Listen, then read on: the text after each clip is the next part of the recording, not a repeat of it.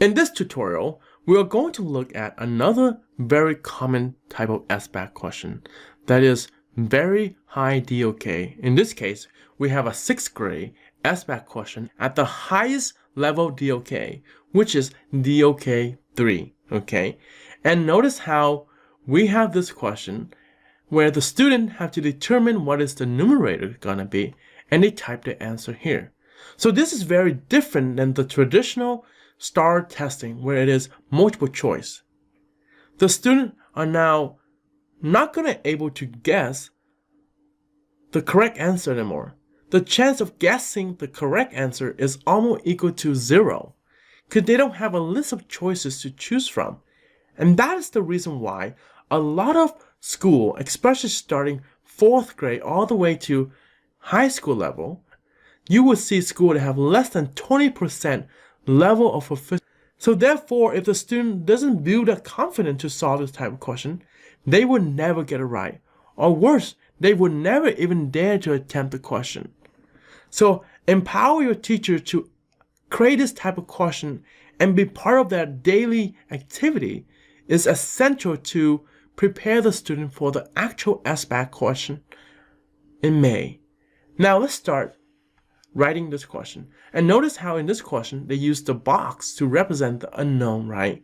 Over here, we're going to use the question mark. But that is something that the student will recognize right away. So let's write this question. And to write this question, again, we are using the same folder. Click on Create New Question. And in this type of question, we are choosing something called Short Answer. And click Add. And of course, we are going to give the name for this question. And I'm just going to copy and paste over. Now, we are going to write the question. And I'm going to show you how to write the fraction again. So, enter the lowest whole number in the numerator to make the comparison. And let's write the fraction that we want to illustrate in our example. And again, the fraction is this one right here. But we're going to change this number because we don't want to copyright this. And under fair use, we can now create some new question for our student. So we're going to have question mark over 6 greater than 1 over 5. To type in fraction, again, you need to access the equation editor. Then go advanced, and now you can choose fraction. So we have question mark. The first fraction is question mark over 6. And that is what? Greater than. Okay, another fraction, in this case is what? 1 over 5. And again, you can preview it down here. And look at that. We are done. Save equation. And that's it. So of course we know the answer is 2. So let's type in our answer and provide the instant feedback that scaffold our student to collaborate with each other and also to self-assess their mistakes. So the answer is 2. And to change that correct answer, we make it 100. So to motivate our student, we're going to provide a feedback when the student type in the correct answer. Something like, you're amazing, something that motivates your student. Remember, this is our elementary student.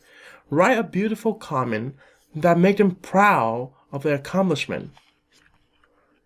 Then now let's put in the incorrect answer, okay? So what do we have? Well, we're going to put in 1, and of course they're going to choose 1. That's a common incorrect answer.